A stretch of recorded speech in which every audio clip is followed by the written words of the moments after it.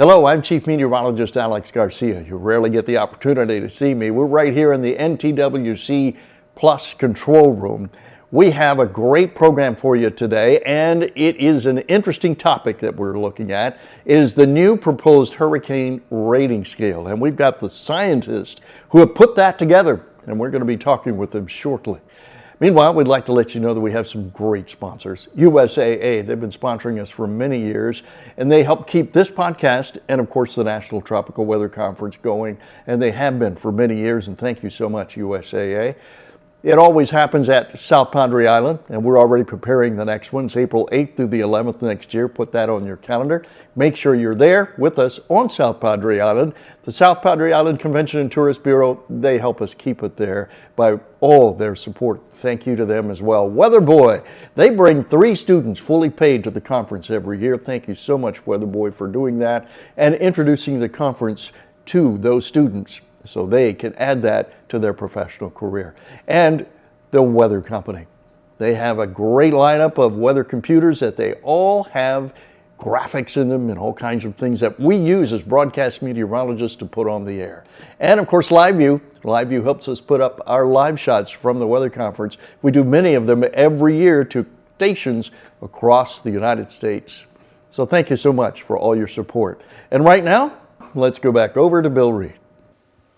Good morning, everybody. It's another summer day and another busy day in the tropics.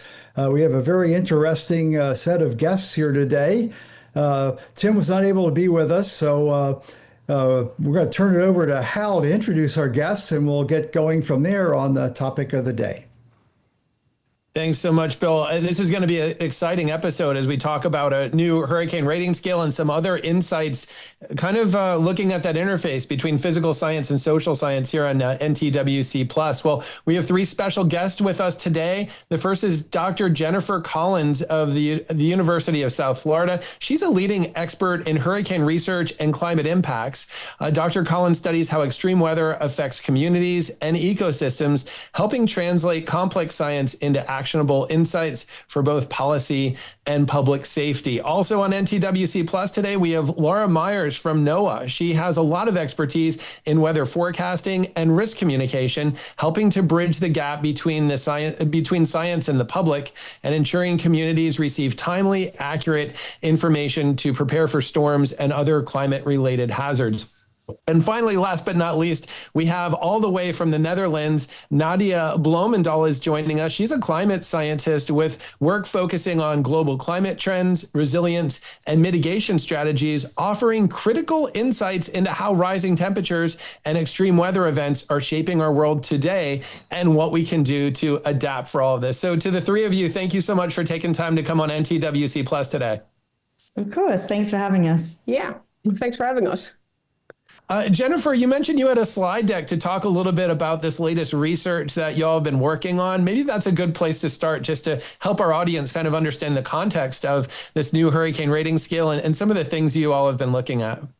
Absolutely. So Nadia is going to share her screen right now so we can look at that. And while she's sharing the screen, I just wanted to give a lot of thanks to the whole entire team. So as you mentioned, Nadia Bloemendaal from the Netherlands is joined by her team on the project, Hans de Mule, Jansje Mol, Diana Amasino. And we also wanted to give recognition to some undergraduates who have worked on this project, including Amy Poland. She studied as an undergraduate at the University of South Florida, and also Priscilla Bosma as well. So I wanted to thank the whole team as they helped develop this scale that was published in 2021. And more recently, Dr. Laura Myers from the University of Alabama, she, who is on the panel today, has been sought by a lot of media to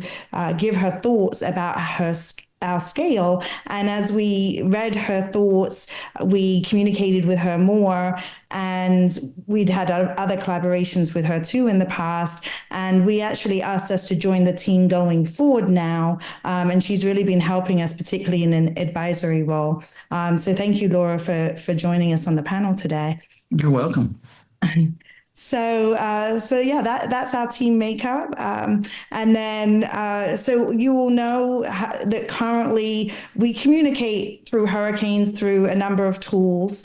And in particular today, we're going to be talking about the Saffir-Simpson Hurricane Wind Scale and then our proposed scale. So many people are familiar with the Saffir-Simpson Hurricane Wind Scale, going from 1 through 5, the categories based on 1 minute sustained wind speeds, based on these are categories based on damage to buildings, and we've been using this scale now for quite a while. Well, as we have been doing our research over the years and decades, we've been realizing that the Saffir-Simpson Hurricane Wind Scale is flawed in many ways, particularly in terms of communication to the public. And so if you look at this slide, it clearly shows that, most of the fatalities from hurricanes are not from wind, but from surge. So about 50% of fatalities are from surge, about 30% is from rainfall, and less than 10% is actually from wind. But yet we're using this wind scale to communicate with the public. And not only just that, but when we look at the Saffir-Simpson Hurricane Wind Scale, only 2 Cat 5 hurricanes are in the top 20 costliest U.S. hurricanes. So most of these other costliest U.S. hurricanes are from impacts not from the wind, but from flooding, storm surge, or rainfall events. And so my research over the last approximately 10 years has focused a lot on hurricane evacuations. And so I have been interviewing people, doing surveys, both in person and online, at the time that they're evacuating. So as they're actually evacuating and they have to pull over at a busy interstate rest area because they need food or gas, they've conducted our surveys with us, and from those surveys and then going into communities after the storm to particularly look at those who didn't evacuate. And then we've done other studies where we've looked at people's intended evacuation behavior, what they would intend to do. We have been finding again and again that although there are a lot of tools out there that people can use to help them make an informed evacuation decision, time and time again, people are telling me that they are using the category of the Saffir-Simpson Hurricane Wind Scale to determine whether they evacuate or not. And this is consistent with every study that I'm doing. Here are just some quotes from our Hurricane Laura and Sally study, really highlighting some of these points of view. So quotes like, if it would have been a 3 or higher, we would have left. Or I did not evacuate since Sally had predicted to be a Cat 1. Had I known how strong and slow she would have been, I would have evacuated. So quotes like this have led me to be and our team to be very concerned. We have other situations like with Hurricane Florence, for instance, where she was a major hurricane out in the ocean. But as she came closer and made landfall, she made landfall as a Cat 1. People had evacuated, but actually chose to return home as it was losing its wind intensity. And those who were about to evacuate didn't. And unfortunately, as I said, made landfall as a Cat 1, but there was tremendous loss of life and destruction. Had they been informed something different from a category to really show the flooding that would have resulted, and in our scale that we'll talk about in a minute, we would have called that event a Cat 5.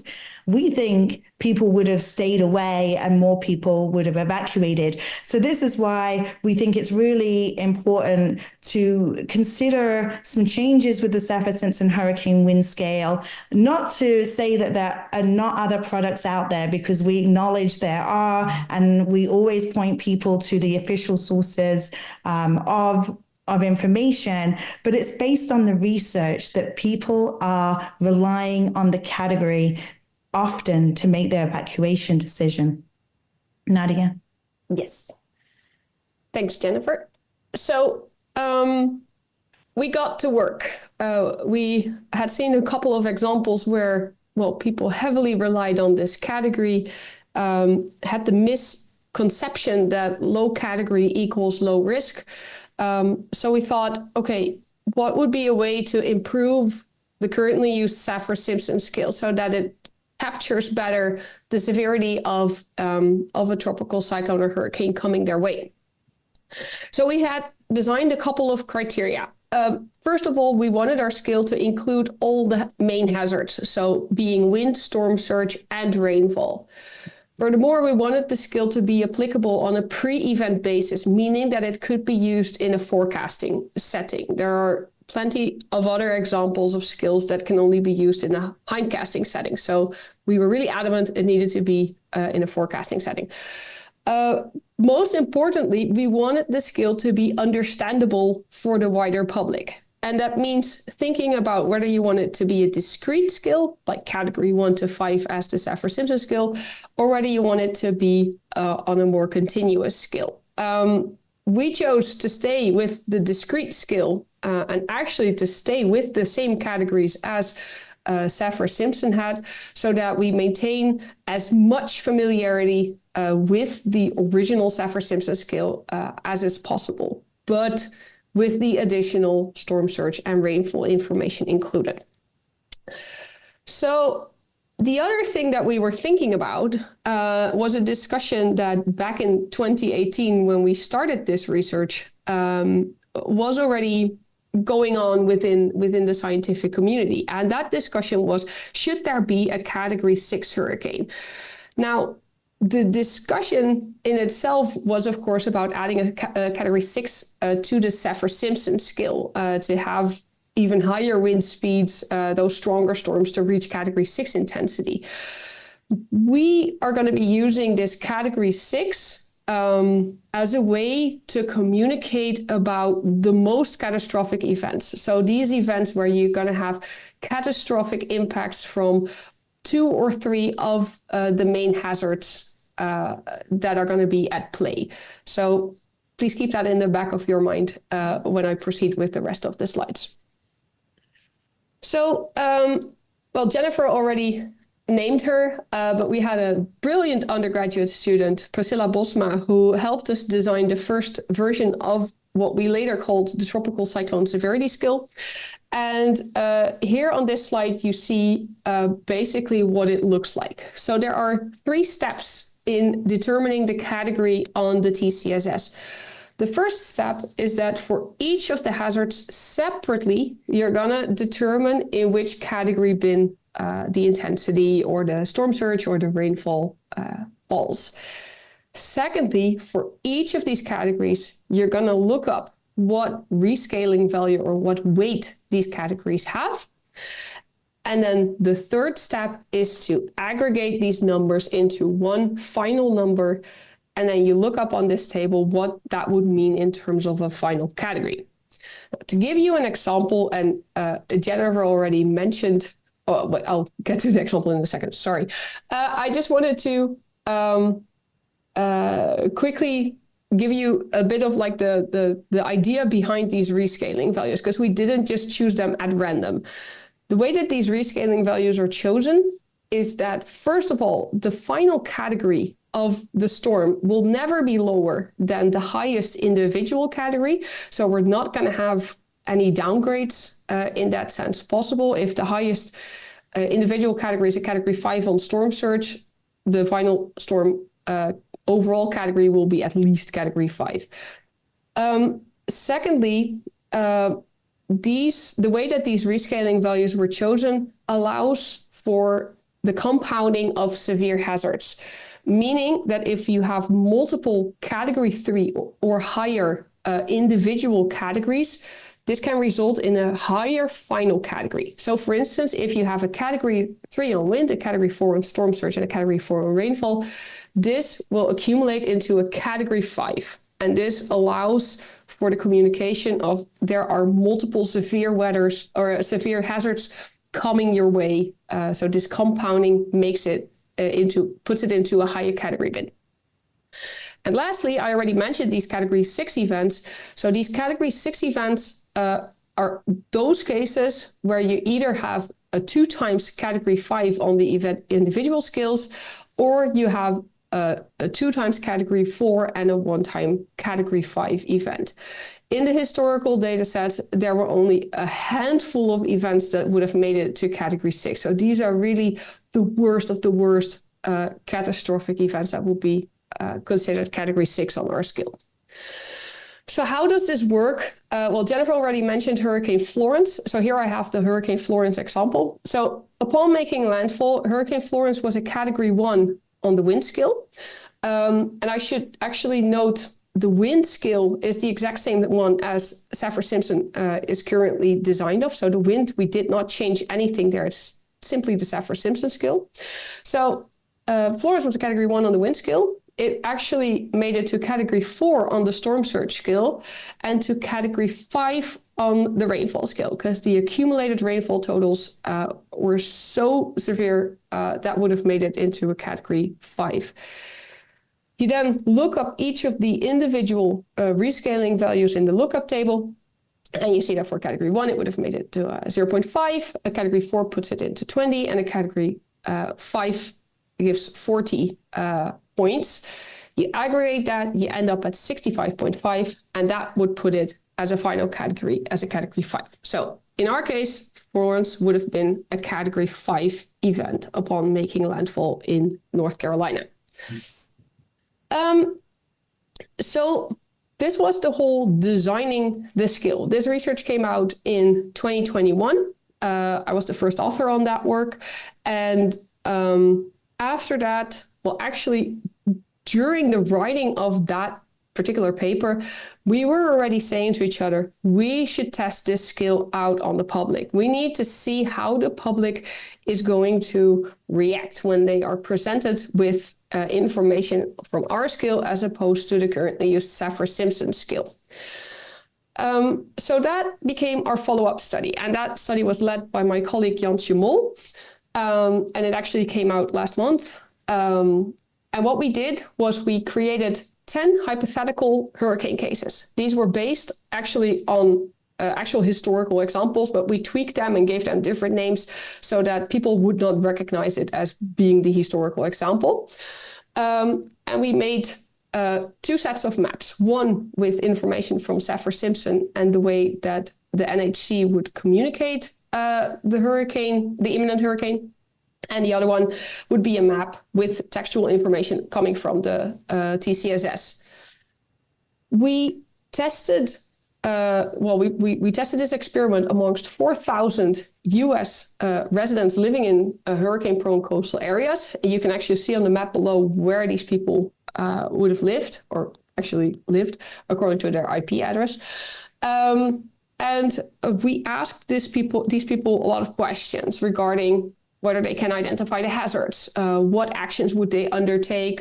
We also asked them about prior hurricane experience, but I'm not going to go into much detail there here. So we asked them a lot of questions on how do you perceive this risk? What would you do about it?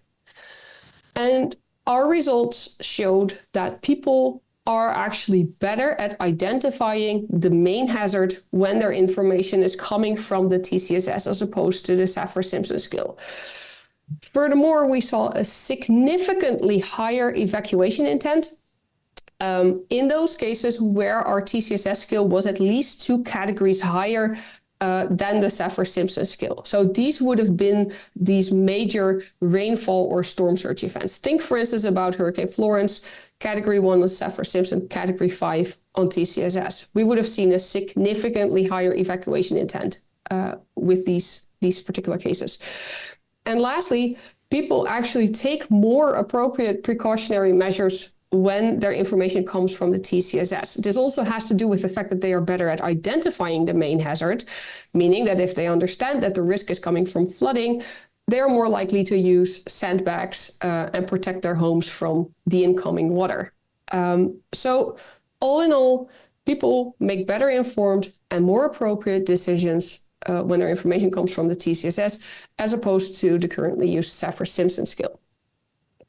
Now, lastly, I wanted to add this slide because over the last month, we have attracted a lot of attention, and we have had a lot of discussions with experts in the field on our scale and ways to present our scale.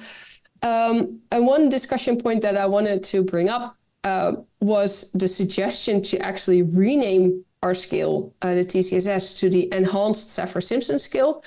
That way, it maintains very strong familiarity to, or a strong link to the original Saffir-Simpson scale, but it shows that it's an enhancement by including storm surge and rainfall as opposed to the original scale. And the other thing that I just wanted to show here was that the Weather Channel made a really nice visualization of how this category in a visualized manner could be communicated to the wider public. Just wanted to include that here. Maybe it can help in the discussion that we're going to have in a second. So that was it from our side. And back to Hal and the hosts. Well, thank you so much, Nadia. Thank you, Jennifer and Laura. This is fascinating. I love just how it seems like this is very applied and obviously generating a lot of discussion on the media and a lot of people talking about this as well. We're actually going to go to Bill with the tropical weather update. I'm going to do a brief update on the GeoTrek project, and that's going to leave a lot of time after those to have some interaction with the three of you. We're going to have a lot of questions for you, and we like to keep the show pretty interactive. Let's go over to Bill with the tropical weather update, and then we'll go from there. Yeah, thanks, Hal. Thanks for that great presentation. I had 2 pages of questions. Now I have 3. We'll never get to all of them. And most of my stuff will be on implementation kind of issues. I think we're going to have fun with that. So let me dispense with our busy tropical stuff here, if I can find it. Oh, I'm on the wrong screen. That's okay. We'll get off of that. Oops. Start off with a satellite loop of the 2 dancing Imelda, the dancing couple here, Imelda and Umberto. Just a side on that, Umberto and Imelda are kind of triggers on my memory. Umberto formed off the Texas coast back in '07. Another Umberto. Reached hurricane strength, made landfall, all within the range of the radar at my office in Houston. And then Imelda was another one of those innocuous tropical storms that barely reached tropical storm wind speeds, had no surge. The center went right over my house. I had a peak gust of about 10.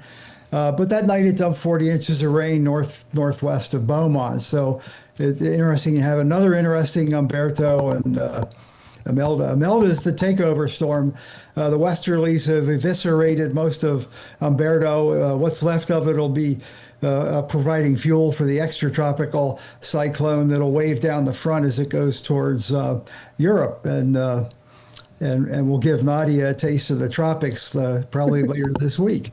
Imelda is going to be the more interesting one for the short term. It's been aiming at Bermuda, and they're going to get some impacts on that. We'll get to that. Quickly, this is the Hurricane Center's forecast. Let me see if they updated that. Yep, it's dead. It's gone extratropical, and it's big, huge area of tropical storm winds. So we won't talk on that. And the newest on Imelda is still geared for a direct hit on Bermuda, where hurricane warnings have been in effect since at least yesterday, to my knowledge, on that. And then it's going to also go extratropical and be a severe extratropical storm as it too crosses the Atlantic, and too far out to tell you what Europe's impact might be on that. Visual indication on that. Imelda actually got better organized overnight. It's about the most symmetrical looking image of the storm that I've seen in its whole lifetime now. And it's now a nice, well-defined hurricane in that regard. Let's see, where are we? That doesn't mean there's not going to be impacts. I'm sure everybody saw on the various news outlets and online the houses falling into the ocean in the Outer Banks of North Carolina. If that isn't excellent evidence that we build too close to the water line, in this country, I don't know what is. I mean, it's far removed from the center of the storm. It's not really a storm surge issue. It's just a very strong, very large waves being generated by these two systems and a run up on the beach and the waves doing the damage on those. We're also a big rip current exposure all the way from southern Florida to Maine. Every time we have a storm like this, we get reports of people losing their lives, getting swept away by the rip currents and the rough waters caused by the wave action of the hurricane. Ships don't like these things. This is a ship tracking application, and as you can see, normally there's all kinds of ships everywhere out there, but they're avoiding it. I would suggest these ships out here give their crew an extra dose of Dramamine because it's going to be a long couple of days. Not to forget the Pacific, we have a little storm going on out here, and it's going to live for a while. Another area that's expected to develop off the coast of Mexico and probably also remain at sea, but occasionally they get pulled in this time of year and contribute to, at least in Texas' case, some much needed rain. The outlook on Octave and our thing there will, I think I have the four. Yeah, okay. Reload that. Again, it's forecasted to stay at sea as a tropical storm for the next 5 days. We'll see how that plays out in the future. We've been following Google's DeepMind tracking model, and this is the ensembles off of that. It and both the American and European models show give some hint that something might develop later this week or over the weekend off of Africa. Getting kind of late in the year for one of those, but perhaps we'll see that in there. And it's also hinting at something at the Gulf here. So Hal, you may want to have an evacuation plan in mind. For those that like to go look out way out in the future, the weeks 2 and 3 outlook produced yesterday shows this area of development that the ensembles were hinting there as being a possible area. And then the Southern Gulf and Eastern Pacific there in week 3, it enhances this area around here. This is the fall season for the Central American gyre, so that pretty much fits that thing in there. And the models, particularly the GFS, will probably have fits for that and generate a few model canes, and every now and then one of them becomes real. So it is worth keeping an eye on, but that's way out in the future. We'll worry about that when we get a little closer to it. Hal, back to you. Thanks for the tropical weather update there, Bill. When you showed the significant wave heights, I mean, usually you and Donna are on some cruise ship right in the middle of the thick of that. I can't believe that you're on land right now. A little less than a year ago, we were literally at the center point of the Atlantic, crossing from Spain to St. Martin, and I did the show on board there. We had 8 to 12 foot swells from a weather system far to our north in there. It was fun.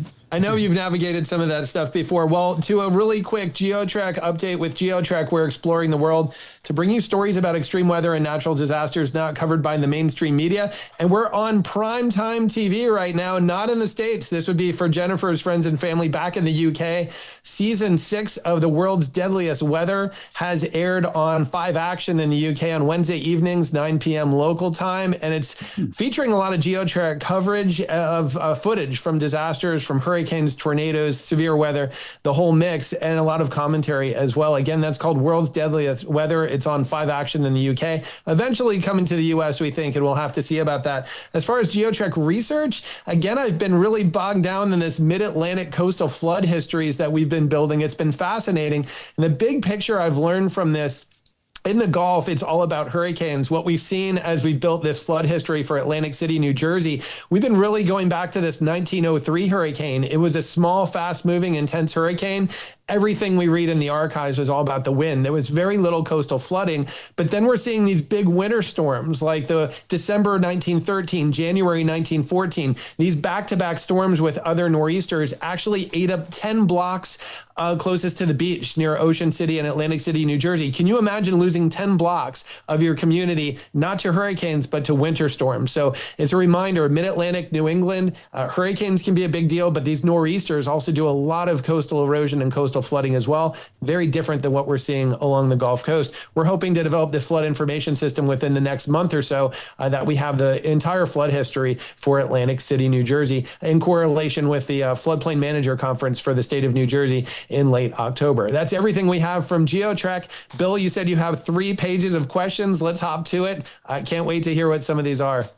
Excellent. Yeah, on the a couple of little technical issues that I hadn't really figured out from reading the studies. Is the storm surge values in the table, is that based on above ground, or is that tied to a tidal datum instead? The values you found in the table, we actually derived them from the National Hurricane Center reports.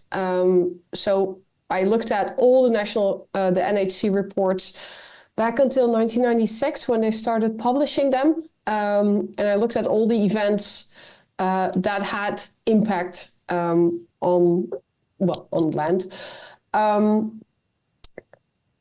Every now and then, the National Hurricane Center would put it as a storm surge being this high.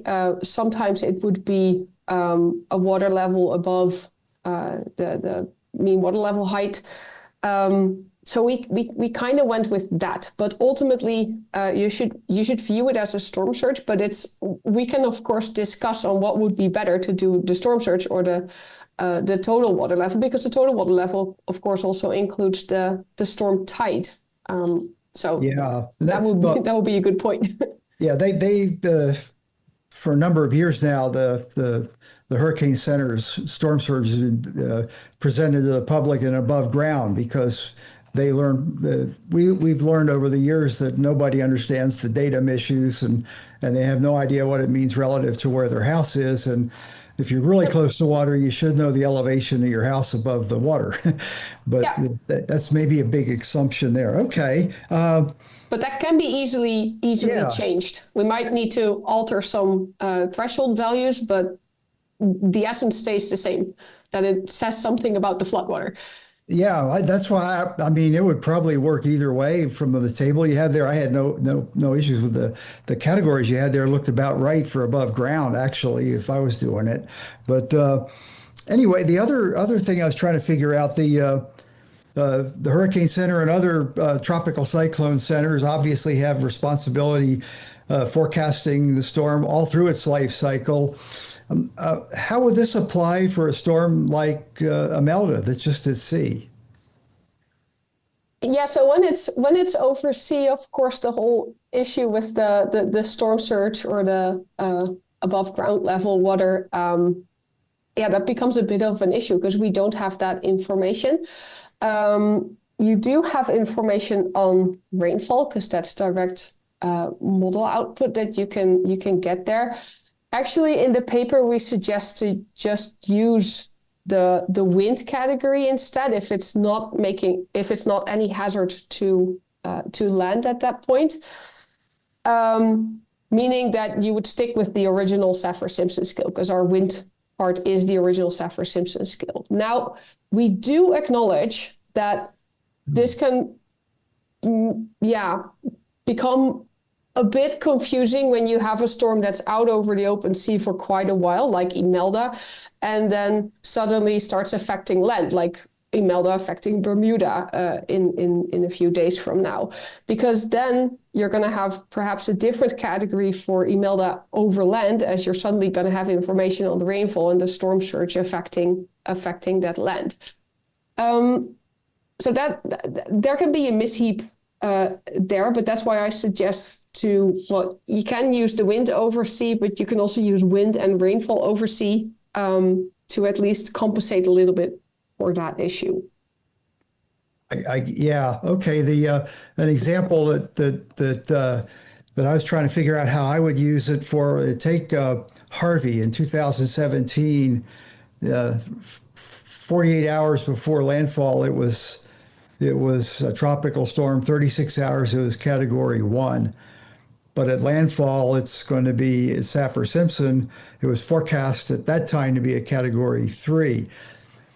I'm not sure how I would communicate that switch over from here's what it initially is, here's what it is at land, but this is a different scale than the one we were using at sea. No, I agree. But what I would do as a risk communicator is focus on what's going to happen at landfall. And that's the way that we typically also communicate when there is a hazard coming, right? We say like, hey, it's like, for instance, in the case of Harvey, Harvey was, I believe, a Category 4 at landfall from the top of my head. Yep. But you'd say like Harvey is forecasted to make landfall as a Category 4. That's what I understand, but I'm not American. But from what I understand from researching hurricanes for 10 years now already, that's how we typically communicate about the hazard of the hurricane making landfall. Now, that's the part where we can change. That's the part where we can say like, okay, Harvey is forecasted to make landfall as a Category 4 in Corpus Christi, where it made landfall from the top of my head. But we all know what Harvey did in the Houston area. Harvey would actually have been a Category 5 with its excessive rainfall in the greater Houston area. So then we can change that communication. We can say like, hey, it's going to be a Category 4 at landfall. It's quickly going to weaken, but there's coming a lot of rain. So Harvey will still be a Category 5, mostly predominantly because of the rain in this Houston area. And actually, I have a visualization for you to kind of like make a bit of like an idea of what I'm talking about. And if it's okay, if I can share my screen real quick so that Sure. we can have a look at that. Because we actually, so this is also part of the paper that we published. This is the example of Hurricane Harvey. So Harvey made landfall here in the Corpus Christi area. And what we suggest, or in terms of visualizing what this category would have looked like, Harvey would have been a Category 4 near the landfall location. That would be on the original Saffir-Simpson scale, but then it quickly weakened. So actually, for the remainder of the track, we actually put it on a Category 0, so tropical storm or below. Now on our scale, which is on the right, you need to share your screen. Am I not sharing my screen? No. Oh, I thought I did. Sorry. Try again. Am I now sharing? Yes. Oh, okay. There we go. Technology these days. I'm so sorry. Thanks for interrupting. So, as I said, Saffir-Simpson would have been a Category 4 at landfall because Harvey was a Category 4 with wind speeds in Corpus Christi when it made landfall. But then it quickly weakened in terms of wind. So we put the rest of the affected area actually as a Category 0, so a tropical storm or below. Now on our scale, Harvey would have still made landfall as a Category 4 hurricane, but this excessive rainfall that came out of Harvey in the days after this landfall would have made large parts of that area go as a Category 5 actually. So what I would communicate, if you ask me, but I'm also happy if Laura or Jennifer is going to chime in because they're more the social scientists.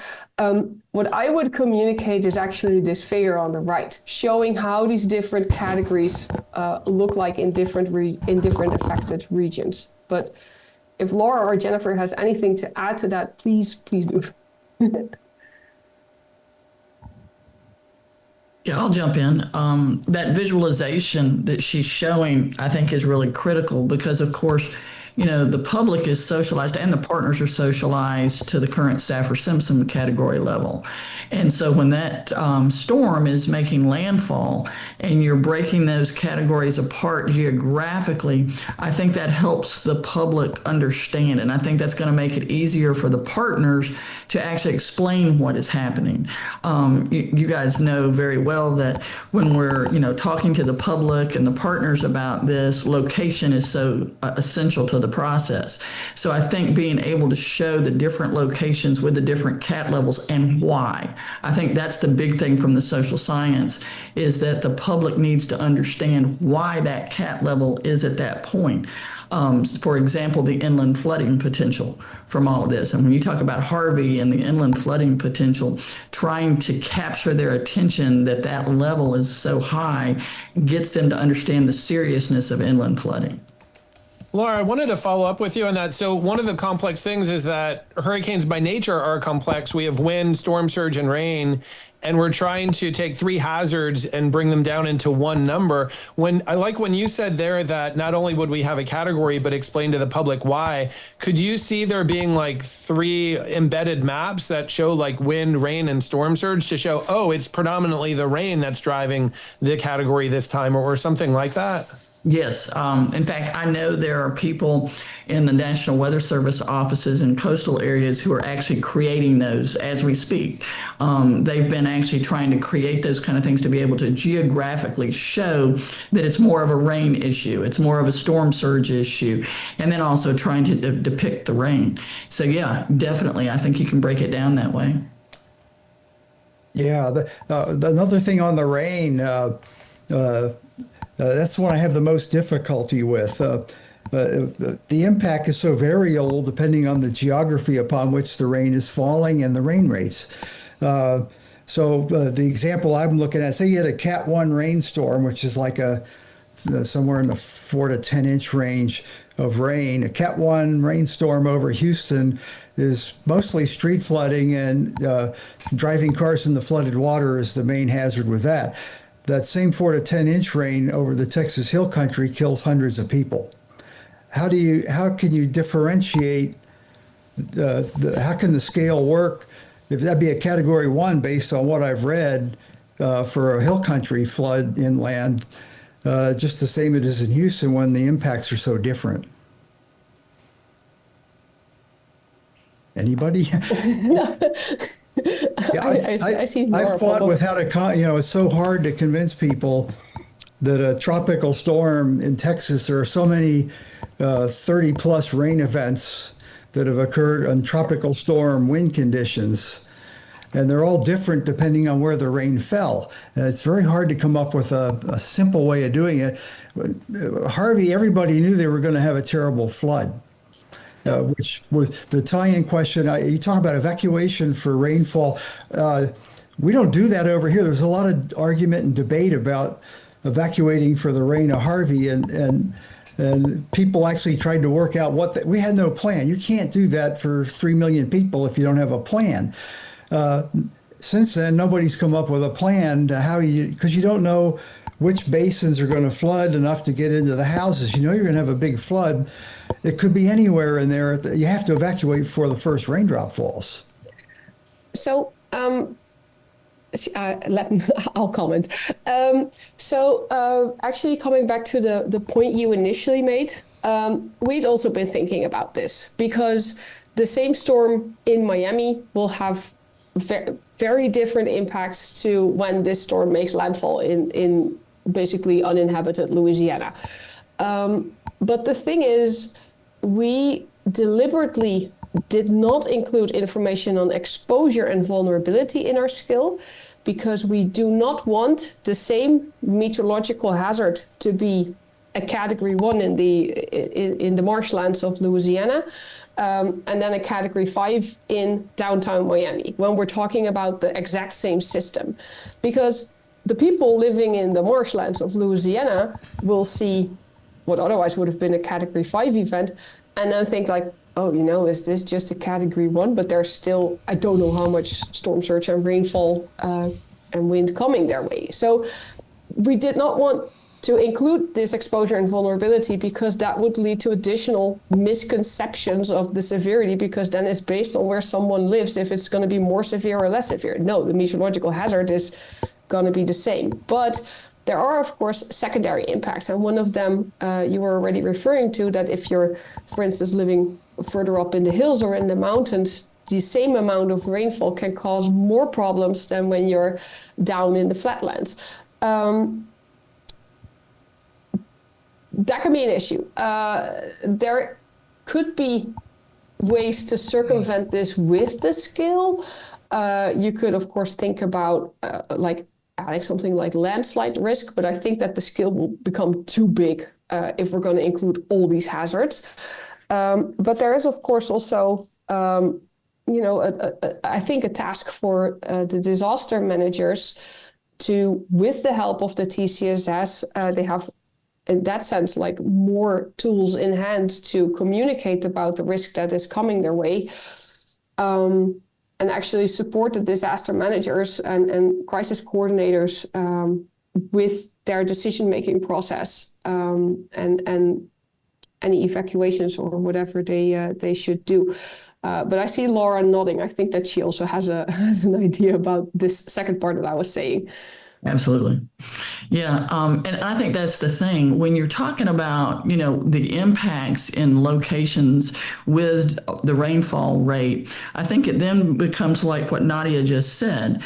Those people, the broadcast meteorologists, the emergency managers, everybody that's going to disseminate that information then has to customize that to their environmental terrain. So I'm thinking about Western North Carolina and Hurricane Helene. I've known Brad Panovich over in Charlotte for a long time and just watched several presentations by him at NWA. And he talked about, trying to convey rainfall rate. And I know Jason Boyer in Asheville, North Carolina was trying to convey rainfall rate. And they're the ones that need to do that. They would take this scale and understand that that's a lot of serious rainfall coming into their area. Then it's up to them to customize that information to their public and to their partners. I know a lot of the emergency managers in Western North Carolina did that. And so, they knew that amount of rain was coming. They also had pre-contextual rain. They had had a lot of rain in advance of it. So knowing they were going to have that much rain coming, they started communicating what that rainfall rate would mean. I've worked on rainfall rate for a long time, starting back with the Montecito debris flows and watching the Weather Service trying to convey rainfall rate and trying to get the public to understand the seriousness and severity of it. And I think one of the things is no one product, no one scale is going to be able to do everything. I think it becomes a tool for those other partners to be able to work on that particular piece of it, and each particular piece that is localized. I think this gets into something that can be used very well at the local level. Laura, what you're sharing there about local interpretation for rainfall, I think, that's really insightful. And I think that relates even to wind as well. We know that a Category 1 sustained wind in a place like Miami-Dade, where we have had an enhanced building code for decades, may have a very different impact than the Rio Grande Valley, where we have a lot of low-income housing that is not going to hold up as well. So it sounds like you're saying the rating system gives guidance, but we still need local experts to interpret what this means on the local or regional scale. Absolutely. I had a question really for especially Jennifer or Laura, just how could you see a new hurricane rating system connect in or tie into watches and warnings from the National Weather Service? Laura, do you want to go there? Okay. So, in terms of all of that, when we're dealing with a hurricane, we talk about, the days out from the event. And part of it is trying to capture the attention. And so you get your invest and people start talking about the invest. And then we get up to the watch and the warning phases. And so all of the different products start to come to bear, in that timeline. And, having a good understanding of the preparation process for hurricanes. So all of the partners are starting to trigger things as they go through that timeline with the different products that are coming out. We're trying to keep the attention of the public through that whole process. And of course, they're getting fatigued and they're bringing up all their psychological challenges to why it's not going to happen where they are or that they can handle it. And so I think when you take this scale and you give that to the partners and the people who are disseminating this information, it becomes a persuasive tool. It helps persuade the other partners and it helps persuade the public. I think one of the biggest issues, and this goes to the evacuation decision making, is that if we can use this new scale with the watch and warning process, and even prior to the watch process, I think we can keep the public tuned in better than we've been able to before. And that's the key, because they need to make those evacuation decisions earlier in that timeline. And I think Nadia's research really shows that this triggers a more accurate evacuation decision. And I think that's where it filters into that pre-watch, watch, and warning process. That makes a lot of sense, Laura. I wanted to actually ask Jennifer a question about evacuation. You had mentioned about Hurricane Florence in 2018, how this was a higher category wind event out at sea.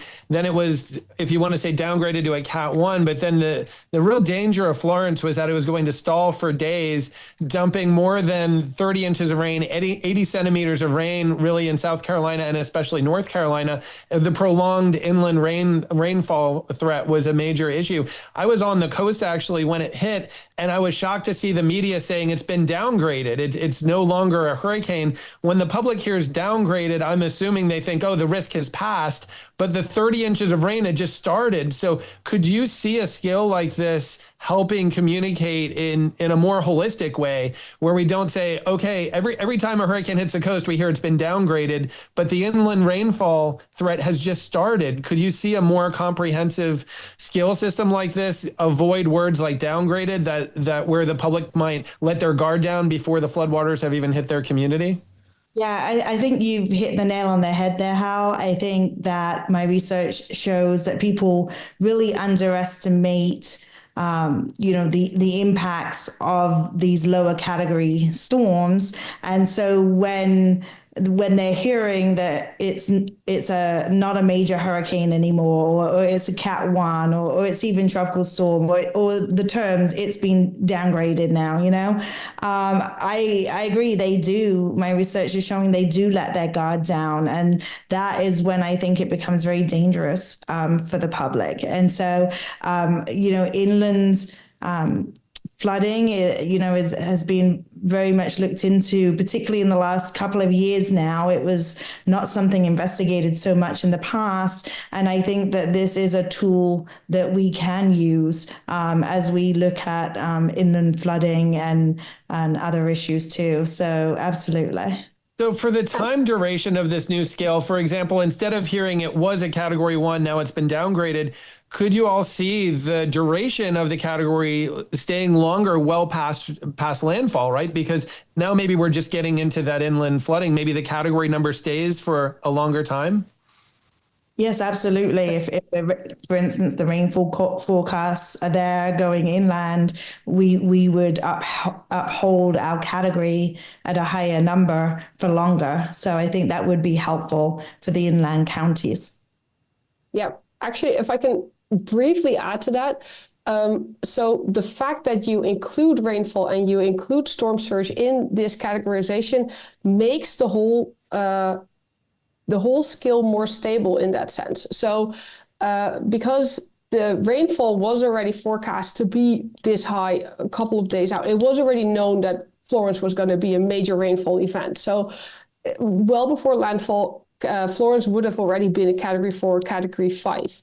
Now, the fact that this wind then dropped does not make any difference to the final category, because that's one of our criteria, that the final category should never be lower than the highest individual category. So even if it's like you already have this Category 5 on rainfall event, whether this wind is going to drop from a 4 to a 1 or a 4 to a tropical depression, I don't care.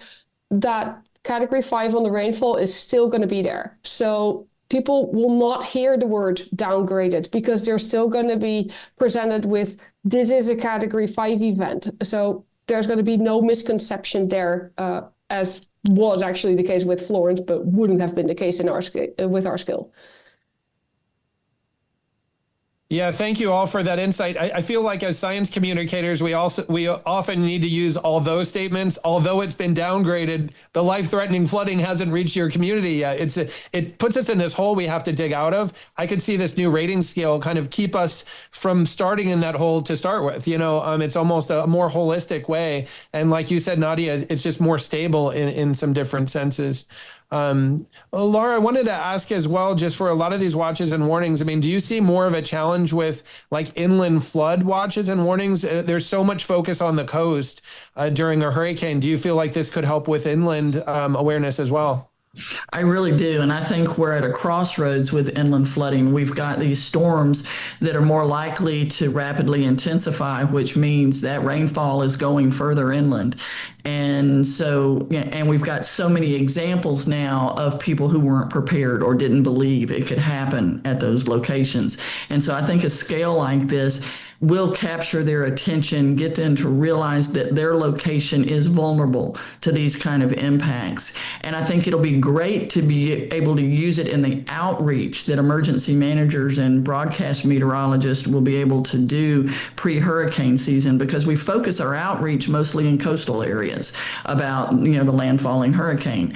And so we need to do more outreach in these inland locations that can be reached all the way up to the western North Carolina mountains and the Texas Hill Country. Make sure that they're understanding what this scale means to them in terms of those kind of impacts. This has been a fascinating discussion. I wish we could go on for hours. I know I have many more questions. We're wrapping up. We're in our final minutes. Bill, do you want to ask a last question or two? And then Alex, would you mind sharing and giving a shout out to our sponsors before we close up today? Okay. It's all very interesting. I see one area of further work that would really be important, given the skill we have now creating graphics, is to the map showing where the relative high risks are that you haven't parsed out there that goes into that final number. I'm actually more interested in where the threats are at each one of the hazards you're covering. So if you can get that in a layer, my ultimate goal would be a person could click on their address on our site and get all that information relative to where they're at. I think that's when you would have a breakthrough in preparedness. Interesting work. Thank you. Thanks, Bill. Alex, can we, as we wrap up, I don't know if you have any remaining questions, and then also we always love to hear about the sponsors that make NTWC Plus possible. It's been really exciting, Hal, to listen to all of this. We definitely do want to let everyone know that these are our sponsors for our program. And of course, it's USAA. They've been sponsoring us for many years now and continue to do so. We're getting ready for our next big conference in April, which is April 8th through the 11th in South Padre Island. And South Padre Island Convention and Tourist Bureau also is a big contributor to help keep that conference going. The Weather Company, which provides all the equipment to provide the graphics that you see on television stations across the country. Weather Boy, which also a wonderful organization that brings in students to the conference at South Padre Island, and LiveView, which makes all the live systems capable of happening during the conference itself. Don't forget, we have our Hurricane Center podcast that you can listen to this podcast to as well. We're in the top 5% of hurricane preparedness podcasts. Hal? Thanks so much, Alex, and thanks to our sponsors. A huge thank you today for Nadia, Jennifer, and Laura for coming on NTWC Plus. It was just so amazing. We love these topics that are so relevant socially. What we do, we want it to apply. We want it to make a difference. And ultimately, at the end, we want to help save lives and property. Bill, thanks so much for taking time to come on NTWC and just for your guidance throughout the discussion as well. You can find these broadcasts. They're online. You can go to hurricanecenterlive.com. That's hurricanecenterlive.com for the weekly broadcast of NTWC Plus. And again, don't forget to join us in person in April in South Padre Island. Everyone, thank you so much. Thanks to Alex Garcia. I'm Hurricane Hal Needham, and we'll catch you on the next episode of NTWC Plus.